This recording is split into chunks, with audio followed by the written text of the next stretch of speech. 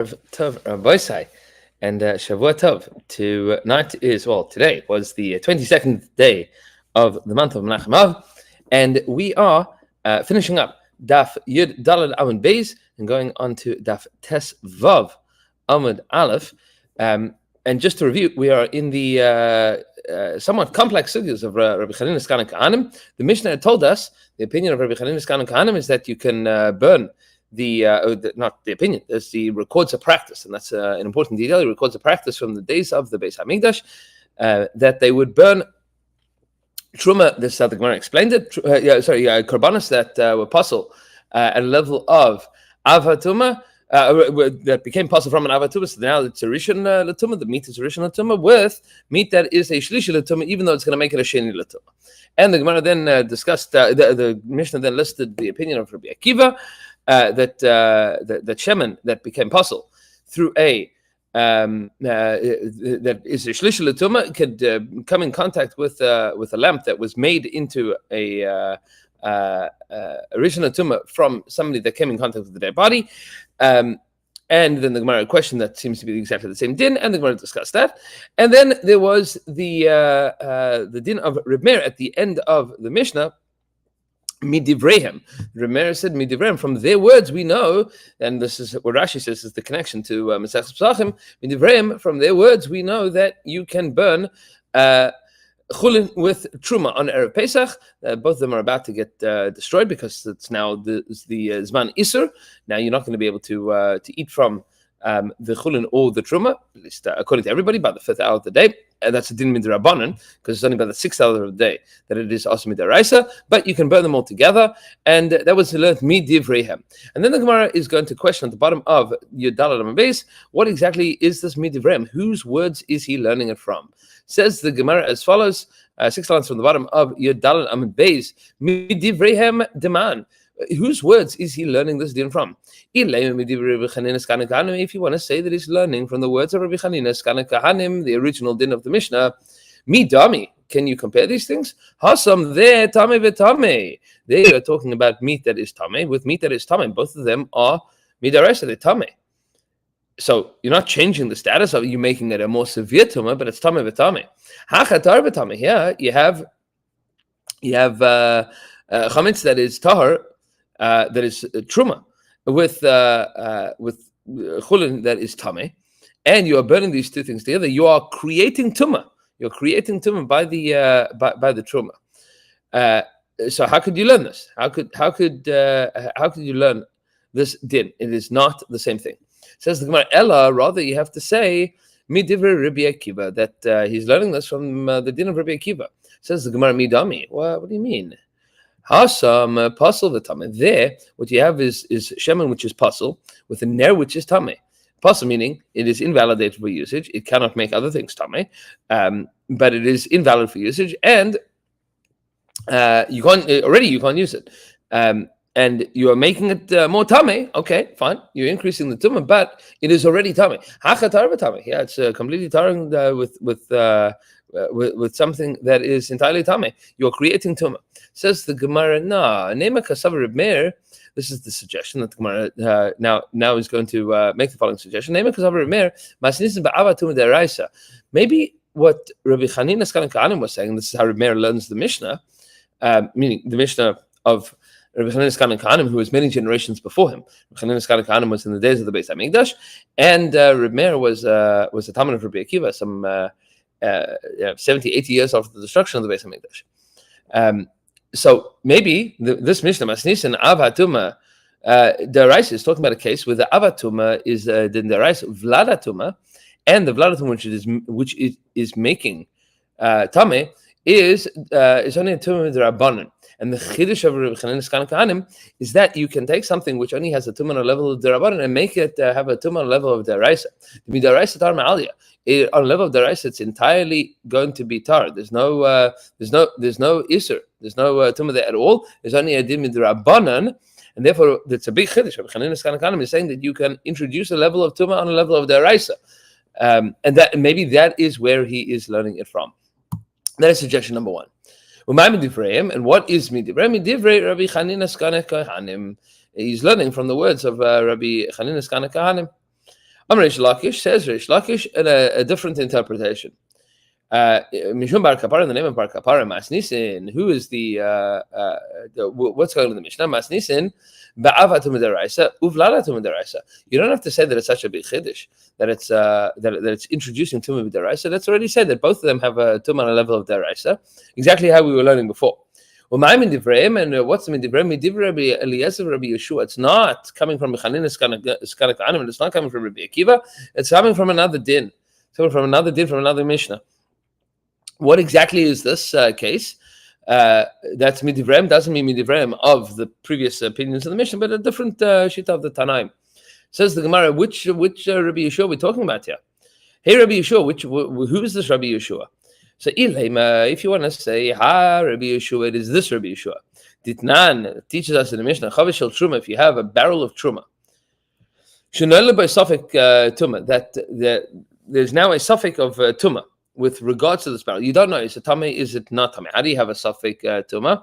So, Rashi tells us, She'ira Kugon Shenichnas Adam Tame, Sham Safek Naga or Safek Lo Naga. You have a tummy person that went into your cellar, and you're not sure if he bumped into this barrel or not. He doesn't know either. Nobody knows. He could have. Maybe he did. Maybe he didn't. You don't know. You don't know if this barrel is now tummy or it is tahar. What do you do with it? So you can't use it because it is Safek Tumah. Says Rabbi Eliezer, if it was out in public that this happened, put it away. Put it in a place that's careful. You don't want to add additional tumah to it. And if it was revealed, if it was out in the open, you should cover it.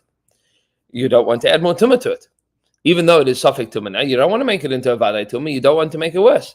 Rabbi Yeshua is of the opinion, if it was in a private place, you have the right to put it out in public. Why? Because you cannot use it anyway. It's a Safek Tumah, but a Safek Tumah we treat as a regular Tumah, and therefore there's no problem. There's no problem being Metameh. And if it was covered, you have the right to uncover it. Meaning, you don't have to protect it anymore from becoming further Metameh. Says the Gemara, hold up a second. Midami, these two cases are not comparable. Hassam, there in the case that Rabbi Yeshua just described of a Safek Tumah, you can leave it uncovered, you can put it out in the open. So if it becomes Tameh, so that's Grama Ba'alma. Then it is it's a Grama, it's an indirect causation. You didn't make it Tameh, you put it in a place that it became Tameh. Hacha, but yeah, when you burn together the Chulin and the Truma, then it's going to be Hacha B'yadayim. Now you're actually making a Tameh with your own hands. You are actively making a Tameh. Those two things are not the same thing. It says the Gemara, Ella ha Rabbi Yeshua. It's this opinion of Rabbi Yeshua. Ditnan, as we learned in the following Mishnah. Chavishel Truma, if you have a barrel of Truma, shenishbara begas ha elyona, that broke on the upper part of the shelf. So you have a shelf, you have a barrel of Truma at the top, and you have a barrel of chulin at the bottom. Tachtana chulin tameim. The bottom is chulin tameim. So let's say that you have wine. One that is Truma Tahira, that is in the top barrel, and one that is Chulin Tameh at the bottom barrel. And what's going to happen? Moide Rabbi Eliezer, Rabbi Yeshua, both Rabbi Eliezer and Rabbi Yeshua agree. She'im Yachal La'atzil Men Revius Batara Yatzil. So the barrel breaks. So Nishbar Begasal, it broke. There's a crack in the barrel. All of a sudden now you see that it's starting to drip down. So both Rabbi Eliezer and Rabbi Yeshua agree that if you have the capacity to run out and get a kli that is tahar in order to catch some of that wine, you are under the obligation to do so. You can't say, okay, it is what it is, and we're going to lose all the truma. You say, no, I'm going to go and I'm going to try catch it. I'm going to try catch it as much as I can. If you can be matzah revius, you are under the obligation to go and be matzah revius. V'im lav, what if you cannot? Meaning there's no kelim available. There's no kli tahar that is available to catch it. What do you do? Rabbi Eliezer says terid v'titame va'al yitamena biyad, that you let it go and be matame. It will become tame as a result of it dropping into the chulin that is tmem. Va'al yitamena biyad, and you should not catch it in a kli that is tame. Now, why would you want to catch it in a kli that's tame? Because that way you save your wine that's at the bottom.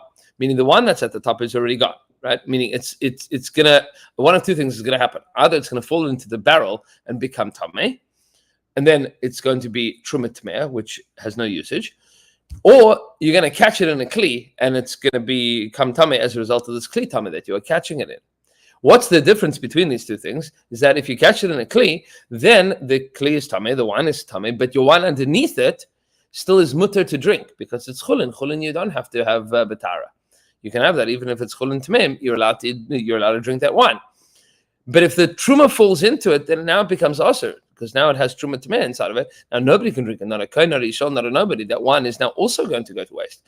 So says Rabbi Eliezer, terivititame, let it fall. Va'al yitamen biyad, and you are now not allowed to go be matame at biyad.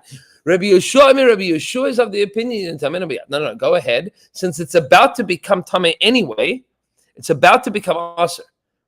So in 1 second time, it's going to be aser. For you to make it aser be a dime, it's already happening. So it's mutter to do it. Says the Gemara that's what Rish Lakish is learning from. That's the din of Reb Meir in our Mishnah. That's the din of Reb Meir. Because what's Reb Meir saying? You have truma that's about to become aser. I mean, it is aser. It's aser midrabanan already to eat from this truma. So it doesn't have a usage. So it's already ki'ilu. It's destroyed. You cannot use it. To be metamet. So it's about to be destroyed anyway. So to be metamet wouldn't be an aser, wouldn't be aser at all because it's about to be destroyed. It doesn't have any usage. Says the Gemara, if this is so then the verbiage of the Mishnah is a little bit inaccurate. The Mishnah had said Reb Meir midivrehem, from their words. So how midivrehem? What this word midivrehem, from their words? Midvarim mibayla. It should have said from his words, because this is only the opinion of Rabbi Yeshua. Says the Gemara hachi kama. No. This is how you read the Mishnah. Mi machlokos som shel Rabbi Eliezer Rabbi Yeshua lamat. We learned this out of the discussion, out of the disagreement between Rabbi Eliezer and Rabbi Yeshua. That's midivrehem. Midivrehem. From that discussion, we learned this din lamat. So he says, Daikanami, the Gemara says, this is also a correct way of reading, because we know that the Mishnah had taught us, Moide Rabbi Eliezer Rabbi Yeshua, Shmamina, meaning the next line of our Mishnah on Yudalad Amud Aleph. If you go back to the Mishnah on Yudalad Amud Aleph, so the Mishnah had told us that Reb Meir says, from their words, Lamad Nushasof and Truma Torah im Atmeh Pesach. And then Amar Rabbi Yossi, he disagrees with that. We'll discuss that in a moment. Umaydim Rabbi Eliezer, Rabbi Yeshua says, and Rabbi Eliezer and Rabbi Yeshua agree that you should burn them separately with regards to Truma Tmei and Truma Torah and Chulin Tmei, and then the Mishnah discussed what their argument was. But that's Midivreim. Midivreim means from the words that we're about to see, not the ones that we just saw, but the words that we are about to see. Midivreim, from their disagreement, Rabbi Eliezer and Rabbi Yeshua. That's how the Gemara concludes with the explanation of the opinion of Rish Lakish and how to understand the word Midivreim.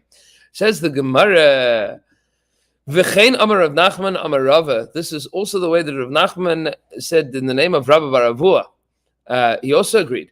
Masnisim ba'avatuma deraisa v'ladatuma deraisa. You don't have the big chiddush that you can be metame even from a level of derabanan to a level of deraisa. Both of them are already tamei mideraisa. Umay midivreim. What exactly does it mean midivreihem? Midivrei Rabbi Eliezer Rabbi Yeshua. He agrees with Rish Lakish. So from the words of Rabbi Eliezer and Rabbi Yeshua. But the problem is that, of course, that Rish Lakish was many generations earlier. So when Rav is going to attack, he's going to only speak to Rav Nachman because that's a contemporary. He's not attacking Rish Lakish, even though Rish Lakish has the same opinion. Rav Nachman, this is real time in the Beis Medrash. Rav attacks Rav Nachman. He says, I don't understand.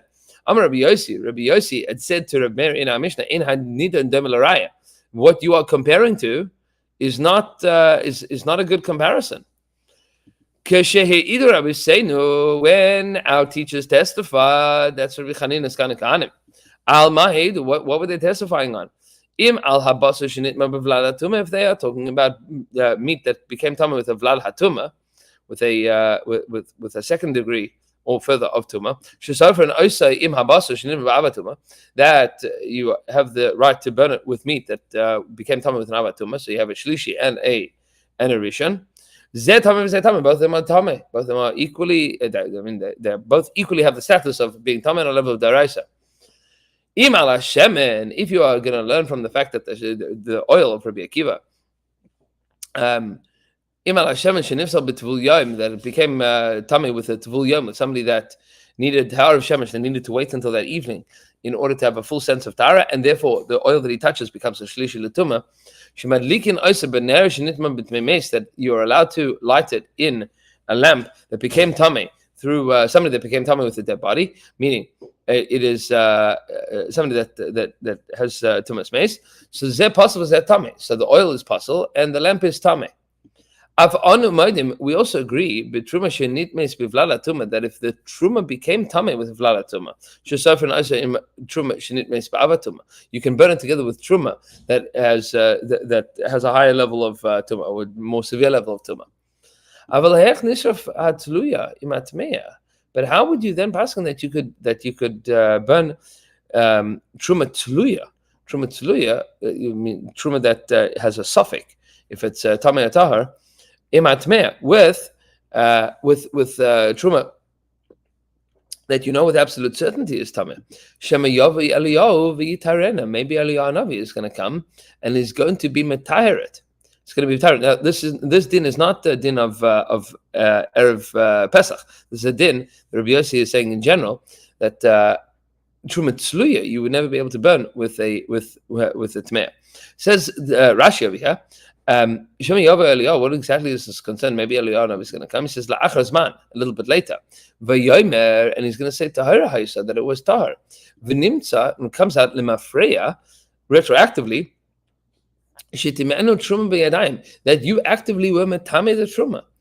Af al pi shu tu'unas reifa, even though it's going to need reifa mipnei isur chametz, even though it's going to need reifa because of the isur chametz on erev Pesach. Also, letama b'yadayim. It's also that for you to be metamet with your hands. What does it mean? So why does he have to say la'achar zman, that it happens not in our Pesach? Because we had pointed out that Eliyahu Navi, we already have a promise that Eliyahu Navi is not coming on Erev Shabbos, and he's not coming on Shabbos, he's not coming Erev Yantiv, he's not coming on Yantiv, because of the tircha, because everybody's busy with everything that they're doing. So Shema Yova Eliyahu doesn't mean today. That's what Rashi is being medayik. It doesn't mean today. He comes to achar zman, he's going to tell you that it was truma tahira, and you were metamet. You were going to be metamet. And this is the challenge that Rav is asking on Rav Nachman. And now there's an additional step to this to the challenge, which Be'ez Hashem we are going to cover tomorrow, because we haven't gotten yet to the challenge that he is about to ask. But Lamaisa, what comes out of, because just to summarize what we've said so far, is that both Rabbi Yochanan, both Rish Lakish and Rav Nachman hold that our Mishnah is. In our Mishnah, Midivrem does not mean the words of Rabbi Chanina, and it does not mean the words of Rabbi Akiva. It means the words of Rabbi Yeshua and Rabbi Eliezer, and comes out from their discussion. And then we have a question of how we are going to deal with the fact that Rabbi Yossi does not seem to seem to understand Rabbi Meir that way. Meaning, Rabbi Yossi thought, at the very least, it seems that Rabbi Yossi thinks that Rabbi Meir is learning it from Rabbi Chanina, and that is what he is going to be challenging from. We will continue tomorrow evening. I believe our time for Sunday night is 9:30 p.m. So looking forward to seeing everybody then, and wishing you a good vach, a gesund vach, and we should be zachet to see Eliyahu Navi coming and answering all of our shaylas before next Shabbos, if not sooner. Shavua tov.